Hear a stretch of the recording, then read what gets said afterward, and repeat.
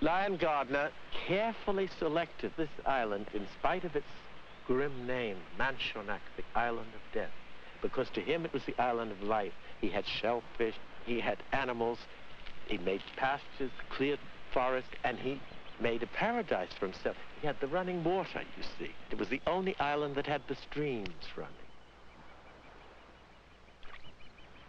It's also the only Charles I grant and the only lordship and manor intact on this continent.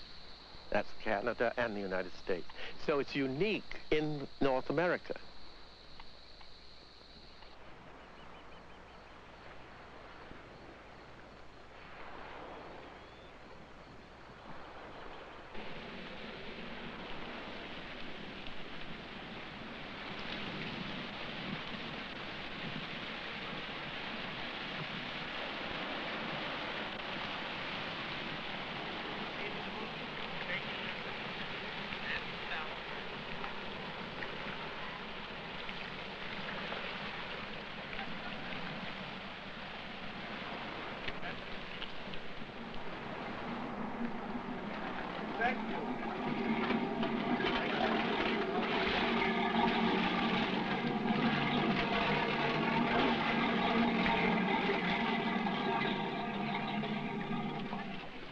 Well, what a nice day.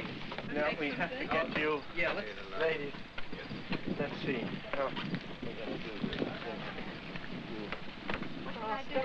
No, that's all right. That's all right. Yeah. Now, look, isn't it lovely? Yes, now you'll see it right out here. And see the swan? There's a swan over there. Yes, that big? Yes, that is. Yes.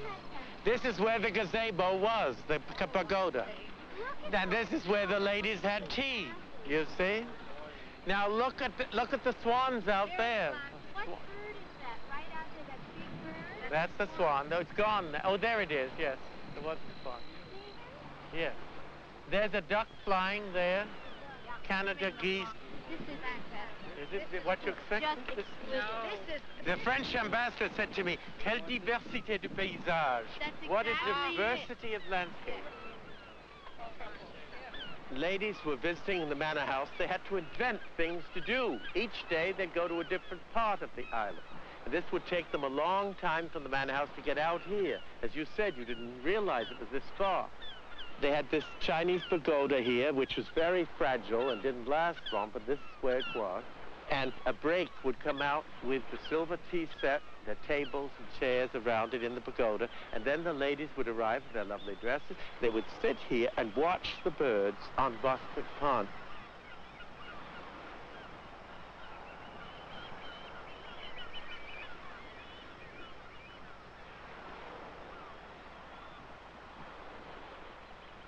The men would be out hunting or fishing, and the women in those days, they didn't want to be tanned, they wanted to be white. They were in the pagoda with parasols and everything. They would do needlepoint. They would read novels. They would write letters. The little slave boy would then pass the plate with sandwiches, dressed sandwiches and cucumber sandwiches, and nice little cakes. They would eat that with their tea in the pagoda. The little slave boys, I remember my grandmother said, always had to wear white gloves. They didn't want their little black hands serving them. Unbelievable, isn't it?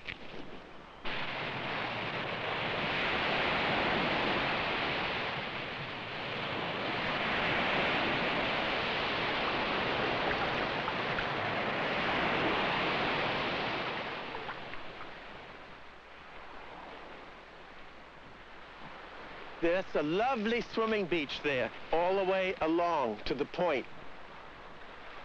John Singer Sargent did a sketch of my great aunt coming out of the water when he stayed here.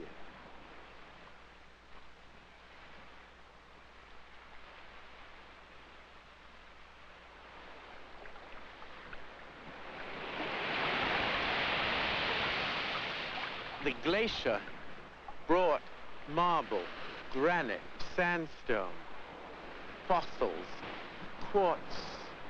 I picked up a lot of quartz, some of it quite translucent, I used to take it to Sag Harbor to a place that would polish it with diamond dust, and I made paperweights out of it.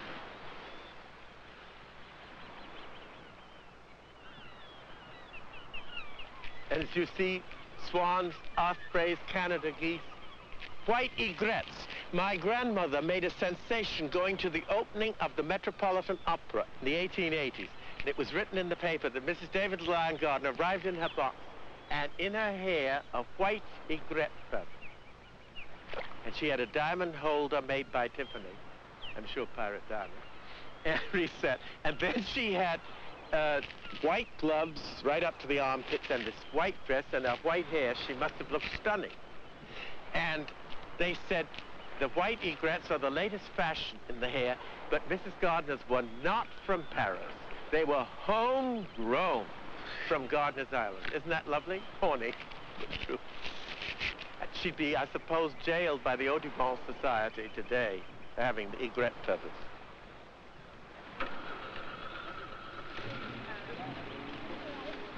That's good, taking the clouds.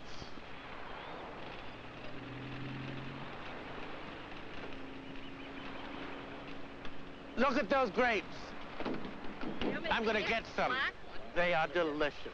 They're the wild grapes, but they make this marvelous jelly. And we use this with the deer meat and with the wild turkey. We make a sauce of this and the blood of the venison, and it's absolutely delicious.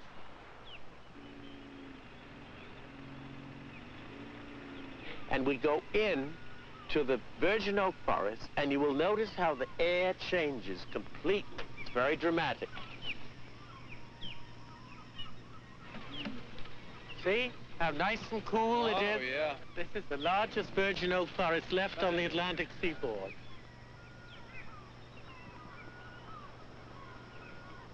See, here you are in the forest primeval, virtually untouched since Columbus discovered America.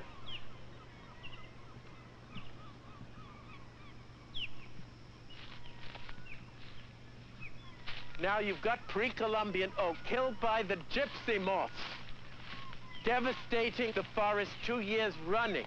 It was so old it couldn't put out a second leafing. Do you see?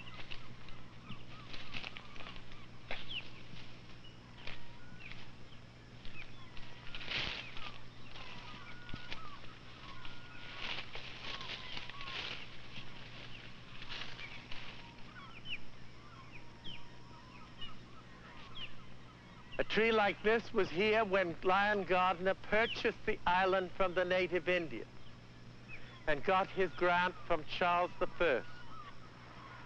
Lyon Gardiner got it for trading cloth, beads, some dogs from the great chief Wyandotte.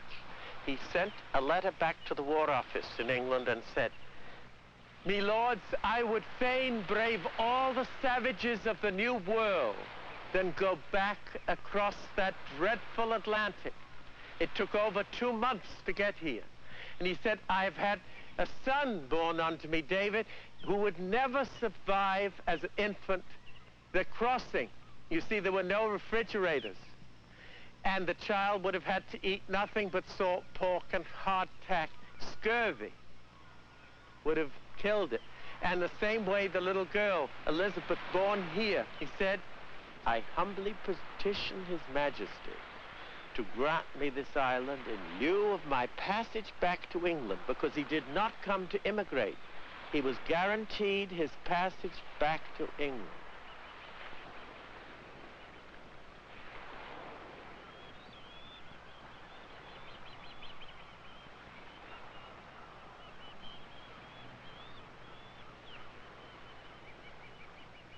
I have to be with you. As someone said, if you're going to do something on Gardiner's Island, you better have me because I'm the walking encyclopedia and the biggest historian that's living on it.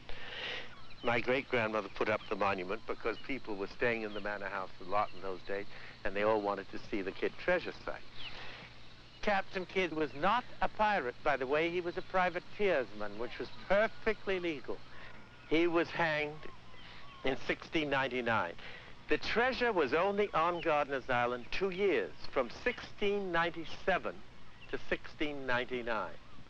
When Kidd buried it, 24 chests were hauled in 1 mile from the beach, from the sloop Antonio and the Adventure Galley. And the sailors buried it behind you down in this hollow. Kidd told Gardiner, who saw exactly where it was dug in, if I come back for this treasure and it is not here, I shall have your head or your son. You didn't fool around with Captain Kidd.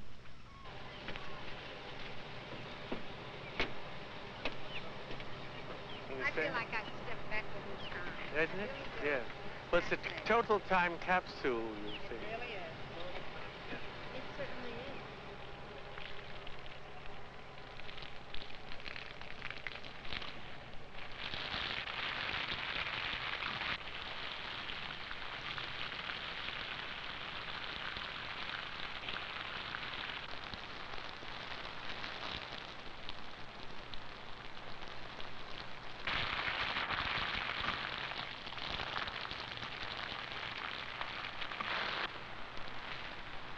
There are clay lenses under the soil, and that holds the water like you'd hold the water in a cement swimming pool. Rain accumulates, and that's what feeds the running streams and the ponds.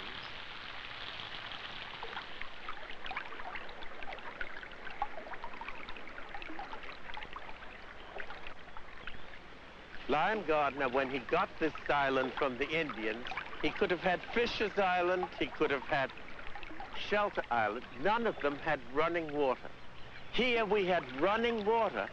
You can drink out of the streams today. They are unpolluted, you see. When I'm thirsty in the forest, I'll often drink out of the stream right near the hanging oak, you see.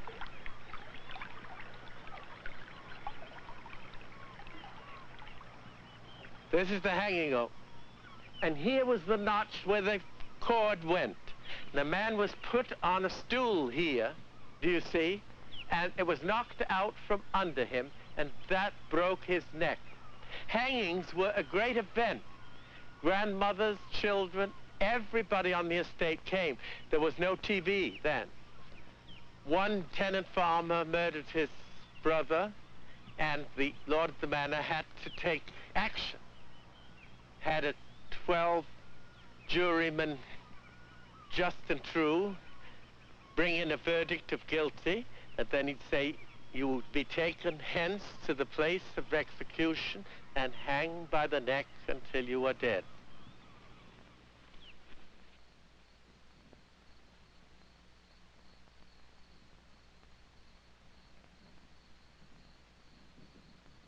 The basis of the Gardiner family power and wealth was the land. It was before factories had been built in America. There were no Ford factories, no Campbell's soup, no Post Toasty. This is Charles I, the king that gave us the island. You see, he was the best looking king they ever had in England. This painting was made by Daniel Maitens, the painter before Van Dyck.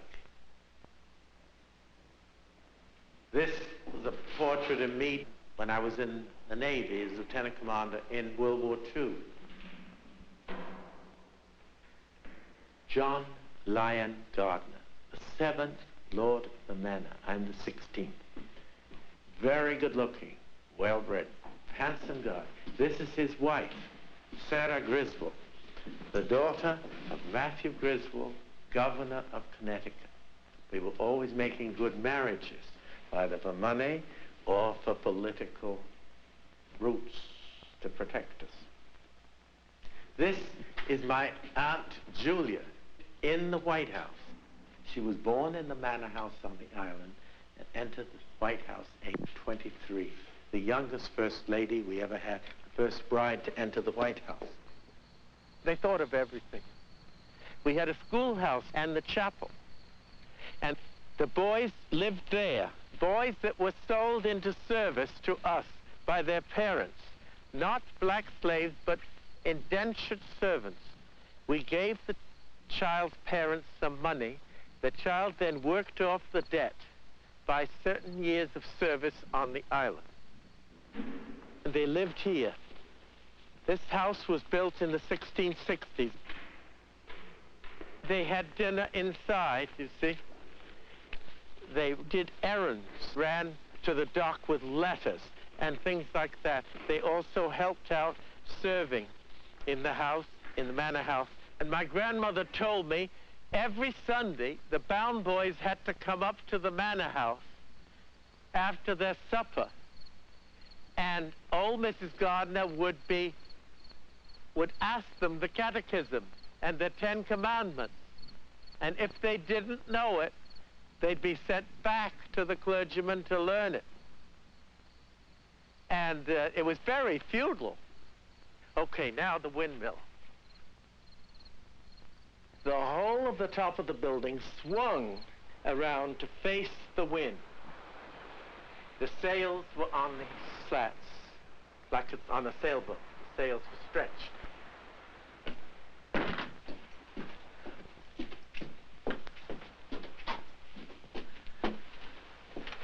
Here, if you come, you'll see is one chunk of oak tree. Look at it.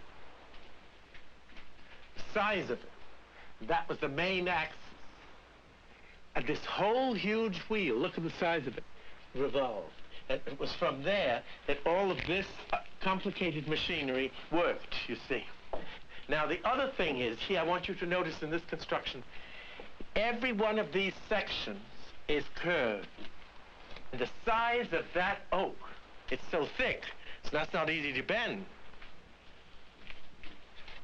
There's the hopper, where they dump the grain, and they're revolved into the millstone.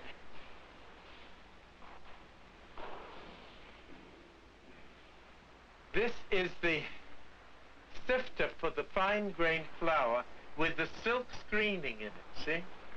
And this turned from an auxiliary takeoff of the power of the wind on the straps. The federal government has done a monograph, which is in the Library of Congress, on the Dominy brothers' wonderful mechanisms inside the windmill. What did they do with nothing but the stone on the island to make bearings out of it, and the forest to make the wooden gears out of it?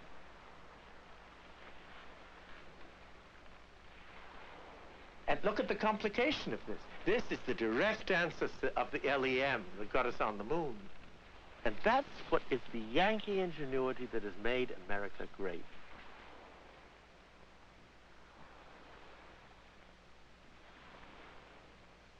You see?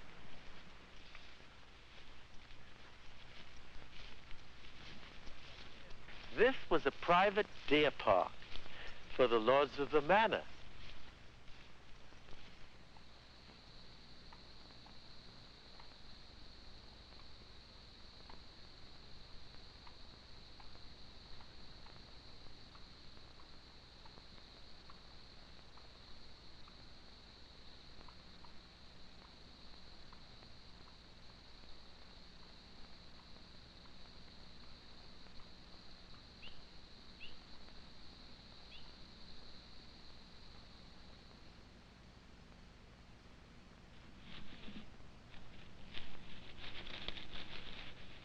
The finest shots in the world came to shoot.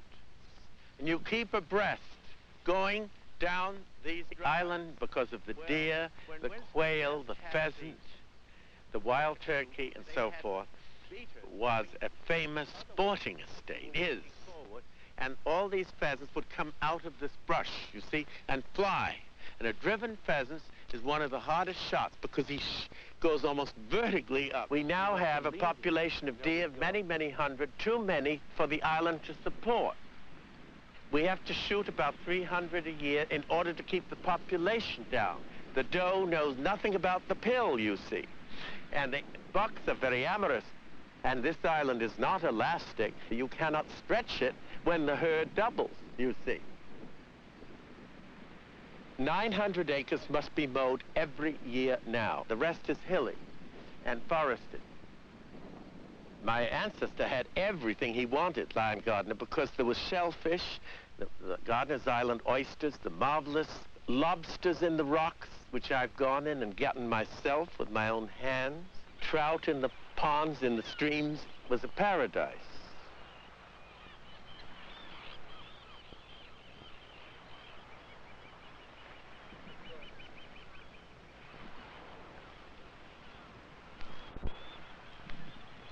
There's Tobacco Lot Pond, you see? So serene with all those duck floating and the mute swans. Flotillas of them swimming about on it. And the forest verge of Rogers Wood coming down to the edge of the pond. Rogers Wood was called after a tenant farmer in the old days that rented that part of the island.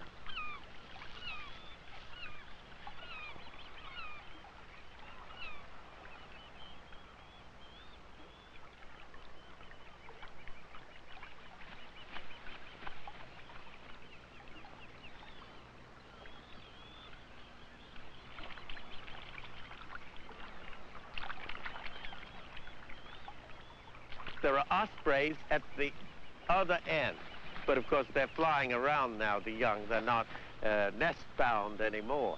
They're learning to fish themselves at this late stage in August. Another one, look at what, they're huge. They look like something prehistoric from the time of the dinosaurs. They have about a 6-foot wingspan. Wingspan, Right? yes, even 7 or 8. This is something, isn't it? There you'll see a lovely osprey's nest, a classic nest on that low twig. Can you see it? Right there. We had 380 nests back in the 1930s. Nowhere else was there such a concentration of osprey nests on this planet. There are 30 active nests on the island this year, 1978. There were 28 babies fledged as of the last count I had from Paul Spitzer, who was a young man who was getting his doctorate really on the ospreys and largely on this island. And he told me that they are coming back slowly. We put the bands every year on the ospreys, and ornithologists have found Gardiner's Island ospreys in the Amazon. Nobody knew before this systematic banding that the osprey's migration went that far in the winter to Brazil.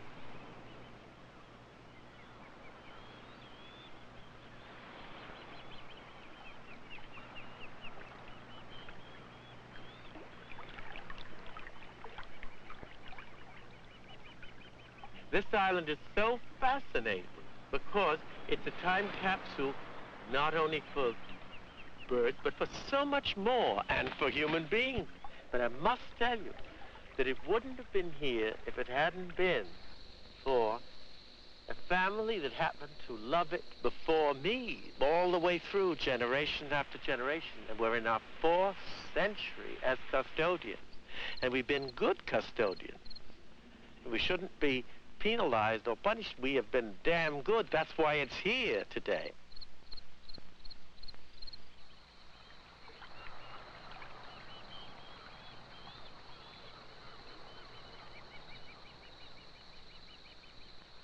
This is the family cemetery.